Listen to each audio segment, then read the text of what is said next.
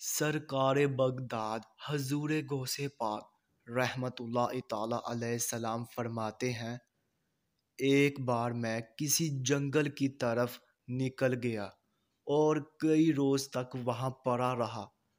کھانے پینے کو کچھ نہ ہوتا تھا، مجھ پر پیاس کا سخت غلبہ تھا۔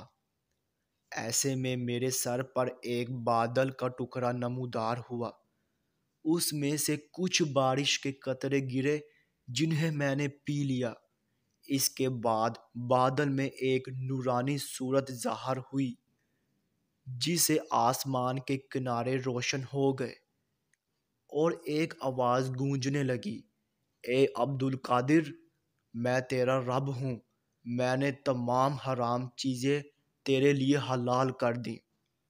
اور آپ نے اعوذ باللہ من الشیطان الرجیم پڑھا تو ایک دم سے روشنی ختم ہو گئی اور اس نے دھوئیں کا روپ دھار لیا، اور آواز آئی، اے عبد القادر، اس سے قبل میں نے 70 اولیاء کو گمراہ کر چکا ہوں، مگر تجھے تیرے علم نے بچا لیا۔ آپ رحمت اللہ تعالی علیہ السلام فرماتے ہیں، میں نے کہا، اے مردود، مجھے میرے علم نے نہیں بلکہ میرے رب عز و جل کے فضل نے بچا لیا۔